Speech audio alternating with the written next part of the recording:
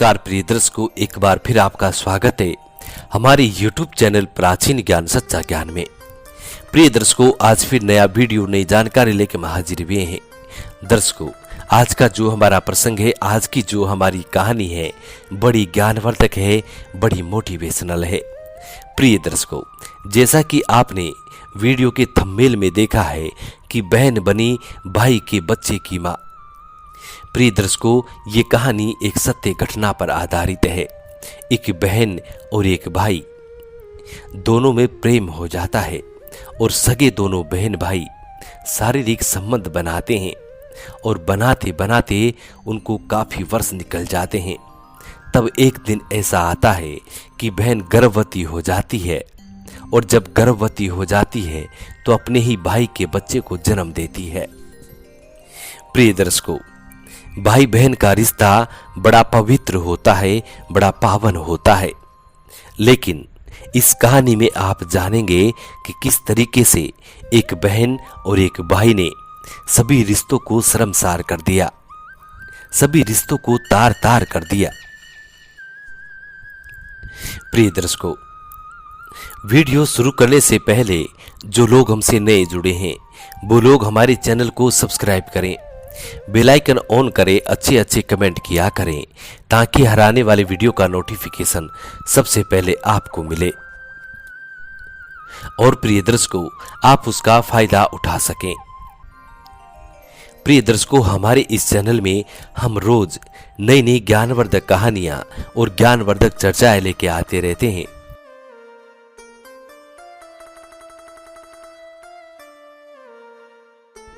इसीलिए आप हमारे चैनल को जरूर सब्सक्राइब कीजिएगा। शुरू करते हैं प्रिय दर्शकों आज की प्यारी सी कहानी, ये प्यारा सा वीडियो। प्रिय दर्शकों, उत्तर प्रदेश के एक बहन और भाई ने, एक भाई ने अपनी बहन के साथ और एक बहन ने अपने ही भाई के साथ शारीरिक संबंध बनाए और काफी वर्षों तक बनाए और संबंध बनाते बनाते एक दिन अपने भाई के बच्चे की मां बन जाती है। प्रिय दर्शकों, ये कहानी कुछ इस तरीके से शुरू होती है कि उत्तर प्रदेश के मेरठ में रहने वाले दोनों सगे भाई बहन एक बनिया के बेटी और बेटे थे। बनिया अपने बेटे और अपने बेटी को अच्छी पढ़ाई लिखाई करवा रहा था, खूब पैसा खर्च कर रहा था। लेकिन जब छोटे छोटे स्कूल में पढ़ रहे थे तब तक कोई दिक्कत नहीं थी। लेकिन जब दोनों बहन भाई कॉलेज में चले जाते हैं तो बनिया अपनी बेटी और अपने बेटे को शहर पढ़ने के लिए भेज देते हैं और वहां पर उनको एक रूम दिला देते हैं। दोनों बहन भाई एक ही रूम में रहने लगते हैं और वहीं पे पढ़ाई कर रहे थे। प्रिय दर्शकों, बहन खाना बना लिया करती और भाई इधर उधर से बाजार से सामान ला करके बहन को दे दिया करता। देर रात तक पढ़ाई करते और जब पढ़ते पढ़ते दोनों को नींद आ जाती तो दोनों बहन भाई एक ही पलंग पे सो जाया करते। जब सुबह के वक्त उनकी आंखें खुलती तो भाई का पांव बहन के ऊपर पड़ा हुआ है और बहन का हाथ भाई के प्राइवेट पार्ट पे पड़ा हुआ है। प्रिय दर्शकों, इस तरीके से दोनों बहन भाइयों का धीरे धीरे समय गुजरने लगा। प्रिय दर्शकों, कहते हैं ना कि जब पेट्रोल और आग यदि एक जगह हो जाए तो शोला जरूर भड़कता है। ऐसा ही कुछ दोनों बहन भाइयों के साथ होने जा रहा था।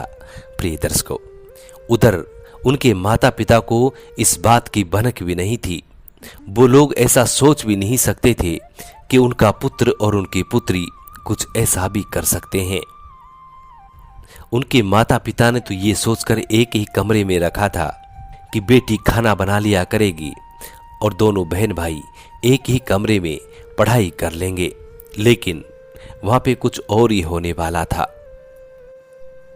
प्रिय दर्शकों, अब दोनों बहन भाइयों का धीरे धीरे समय गुजर जाता है। कुछ महीने निकल जाते हैं, कुछ वर्ष निकल जाते हैं। धीरे धीरे दोनों बहन भाई बेशरम होते जा रहे थे, क्योंकि रात को एक ही पलंग पर दोनों बहन भाई आराम करते थे, सो जाते थे। जब एक ही पलंग पे सोते थे तो इधर उधर एक दूसरे का हाथ एक दूसरे पर जाता था, एक दूसरे का पांव एक दूसरे के ऊपर जाता था। तो धीरे धीरे दोनों बहन भाई बेशरम हो जाते हैं, और जब दोनों बेशरम हो जाते हैं तो धीरे धीरे वो लोग गलत काम करने लग जाते हैं, यानी कि शारीरिक संबंध बनाने लग जाते हैं। प्रिय दर्शकों, अब दोनों बहन भाई रोज शारीरिक संबंध बनाते, उसके बाद दोनों पढ़ाई करते। प्रिय दर्शकों, दोनों बहन भाई कभी कभी खाना भी नहीं खाते थे, उससे पहले वो लोग शारीरिक संबंध बनाया करते थे। खाना पीना भी भूल जाते थे, लेकिन शारीरिक संबंध बनाना नहीं भूलते थे, सेक्स करना नहीं भूलते थे। दोनों बहन भाई रोज रोज सेक्स किया करते थे। प्रिय दर्शकों, जब उनके माता पिता दोनों बहन भाइयों से कभी फोन पे बात करते तो दोनों बहन भाई अपने माता पिता को जवाब देते कि पिताजी, कमरे पे आपको आने की जरूरत नहीं है, आप सिर्फ पैसा डाल दिया करो। हम दोनों बहन भाई अच्छे से पढ़ाई कर रहे हैं और घर को तभी आएंगे जब दोनों बहन भाई सर्विस लग जाएंगे। उधर वो बनिया अपने बच्चों को पैसा डाल दिया करता और दोनों बहन भाई पढ़ाई कम और प्रेम ज्यादा कर रहे थे।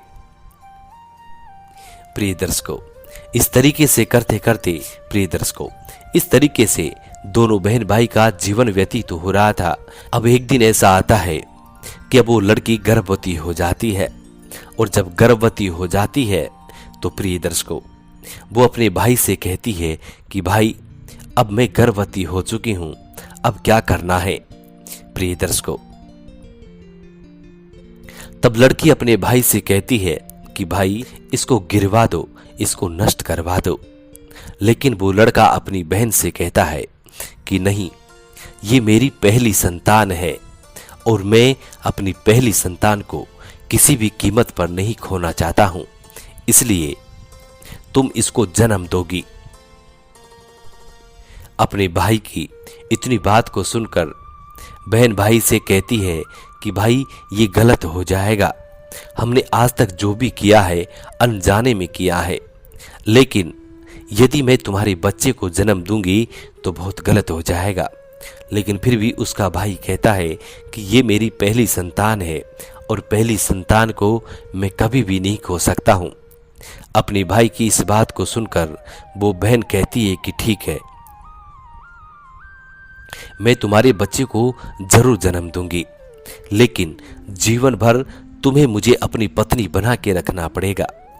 प्रिय दर्शकों, तब वो भाई अपनी बहन से कहता है कि ठीक है, अभी कोर्ट चलो और कोर्ट में चलकर हम दोनों कोर्ट विवाह करते हैं, कोर्ट मैरिज कर लेते हैं। प्रिय दर्शकों, दोनों बहन भाई कोर्ट में चले जाते हैं और कोर्ट मैरिज कर लेते हैं। धीरे धीरे जैसे समय गुजरता है तो प्रिय दर्शकों, 9 महीने पूरे हो जाते हैं और 9 महीने के बाद उस बनिए की पुत्री अपने भाई का बच्चा पैदा करती है। जब भाई का बच्चा पैदा करती है तो सुंदर से बच्चे को पाकर दोनों बहन भाई बड़े खुशी थे। दोनों बहन भाई अब यही सोच रहे थे कि अब यही हमारी दुनिया है, हम हमारी माता पिता के पास कभी नहीं जाएंगे और ये सत्य हमारी माता पिता को कभी नहीं बताएंगे। इस तरह का विचार दोनों बहन भाई बना लेते हैं। अब दोनों बहन भाइयों ने अपने कमरे पे बच्चे को रखने के लिए एक काम वाली बाई रख लेते हैं। प्रिय दर्शकों, जब दोनों बहन भाई दिन में कॉलेज को चले जाते तो काम वाली बाई उनके बच्चे को संभाला करती। काफी वर्ष निकलने के बाद अब बनिए को भी थोड़ा शक होने लगा था कि हो सकता है, पता नहीं मेरे पुत्र और मेरी पुत्री को ऐसा क्या हो गया है, इतने वर्षों में वो लोग घर तक नहीं आए हैं, कॉलेज की छुट्टियां आती हैं तब भी वो लोग घर नहीं आते हैं, पता नहीं ऐसी क्या बात है। जब भी बात होती है तो सिर्फ पैसे मंगवा लेते हैं, लेकिन कभी घर नहीं आते हैं। काफी वर्ष उस बनिया को काफी वर्ष अपने पुत्र और अपनी पुत्री को देखे हुए हो गए थे। अब वो बनिया चाहता था कि एक बार मैं अपनी पुत्र और अपने पुत्री से मिलूं। यही सोचकर वो बनिया शहर के लिए रवाना हो जाता है। प्रिय दर्शकों, जब वो बनिया शहर के लिए रवाना होता है तो अपने पुत्र और अपनी पुत्री के रूम पे पहुंच जाता है। जब वो रूम पे पहुंचता है तो काम वाली बाई एक छोटे से बच्चे को खिला रही थी। प्रिय दर्शकों, ये देखकर वो बनिया उस काम वाली बाई से पूछने लग जाता है कि इस कमरे में मेरा पुत्र और मेरी पुत्री रहते थे, क्या वो लोग यहां से खाली करके गए हैं? तब वो काम वाली बाई कहती है कि तुम्हारा पुत्र और पुत्री कौन है मैं नहीं जानती हूं।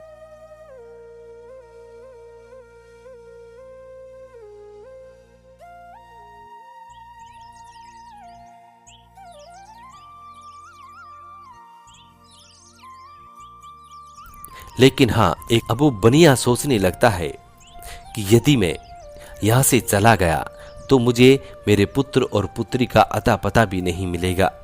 पता नहीं वो लोग कहाँ कमरा लेके रह रहे हैं। इससे अच्छा तो यही होगा कि क्यों न मैं यहीं पर बैठ जाऊं और उन लोगों का आने का इंतजार करूं।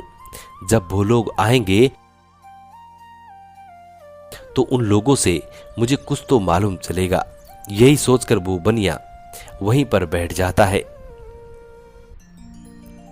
कुछ देर बैठा रहता है और कुछ देर बाद उस बनिया को थोड़ी प्यास लगने लगती है। तब वो बनिया जिस कमरे में उसका पुत्र और उसकी पुत्री रहती थी और कमरे के अंदर काम वाली बाई छोटे बच्चे को सुला रही थी, तब वो अंदर जाता है तो अपने पुत्र और अपने पुत्री की तस्वीर को देखता है। अपने पुत्र और अपनी पुत्री की तस्वीर को देखकर वो बनिया उस काम वाली बाई से कहने लगता है, क्या ये दोनों यहाँ रहते हैं? तब वो काम वाली बाई कहती है कि जी हाँ, यही दोनों पति पत्नी हैं और दोनों रहते हैं। प्रिय दर्शकों, इस बात को सुनकर मानो उस बनिए के पांव तले जमीन खिसक जाती है। प्रिय दर्शकों, वो बनिया उस काम वाली बाई से हाथ जोड़कर कहता है कि ये दोनों पति पत्नी नहीं है, ये दोनों, एक मेरी पुत्री है, एक मेरा पुत्र है, दोनों सगे भाई बहन हैं। तब वो काम वाली बाई उन दोनों की पूरी घटना उस बनिए को सुना देती है। प्रिय दर्शकों, अब वो बनिया रोता हुआ अपने पुत्र और अपनी पुत्री के कमरे से बाहर निकल जाता है और मन में सोचने लगता है कि यदि मैं यहां से जीवित गांव पहुंचा तो गांव में जाकर मैं क्या कहूंगा? क्या मैं ये कहूंगा कि मेरा पुत्र और पुत्री दोनों पति पत्नी बन गए हैं और दोनों ने एक बच्चे को जन्म दिया है? नहीं। प्रिय दर्शकों, इसी बात को सोच सोचकर वो बनिया झुर झुर रोता हुआ कमरे से बाहर निकल जाता है। अब जैसे ही वो कमरे से बाहर निकलता है तो प्रिय दर्शकों, आगे एक छोटा बरामदा था। उस बरामदे में एक पंखा लगाने वाला एक कुंडा लटका हुआ था। प्रिय दर्शकों, अब वो बनिया उस कुंडे में अपने रुमाल को फंसा लेता है और रुमाल को फंसाकर अपने गले में फंदा लगा लेता है और फंदा लगाकर अपनी जान गंवा देता है। जब शाम के वक्त उस बनिया के पुत्र और पुत्री दोनों घर को आते हैं, तब वो काम वाली बाई वो सारी घटना उन दोनों को बता देती है और कहती है कि तुम्हारा पिता यहाँ पे आया था, लेकिन इस कमरे से तो बाहर निकल गया, लेकिन आगे जाते हुए नहीं देखा है। पता नहीं वो कहाँ गया या फिर यहीं पे कहीं बैठा हुआ है। तब दोनों भाई बहन अपने पिता को ढूंढने के लिए जाते हैं। तब उस बरामदे में पहुंचते हैं तो वो लोग देखते हैं कि उनका पिता एक फंदे से फांसी लगाकर अटका हुआ है और खत्म हो चुका है। प्रिय दर्शकों, तब दोनों भाई बहन अपने पिता की लाश को भी हाथ नहीं लगाते हैं और देखकर उल्टे पांव मुड़ जाते हैं और अपने कमरे में जाकर उस काम वाली बाई से कहते हैं कि ये हमारा पिता नहीं है, ये तो पता नहीं कौन है, इसको हम जानते भी नहीं हैं। प्रिय दर्शकों, कुछ देर बाद पुलिस आ जाती है और पुलिस उस बनिए की लाश को नीचे उतारकर उस बनिए की लाश को कुछ दिनों रखे रहते हैं, लेकिन जब वो लाश खराब होने लगती है तो लावारिस में उस लाश का दाह संस्कार किया जाता है। प्रिय दर्शकों, आज भी वो दोनों भाई बहन पति पत्नी बन के रह रहे हैं और अब उनके 4 पुत्र हैं। प्रिय दर्शकों, ये कहानी यहाँ समाप्त होती है। हम उम्मीद करते हैं कि आज की छोटी सी कहानी, ये सत्य घटना आप लोगों को बेहद पसंद आई होगी और इससे आप ढेर सारी प्रेरणाएं लेंगे। मिलते हैं प्रिय दर्शकों आने वाले नेक्स्ट वीडियो में। तब तक अपना ख्याल रखें। जी नमस्कार, धन्यवाद।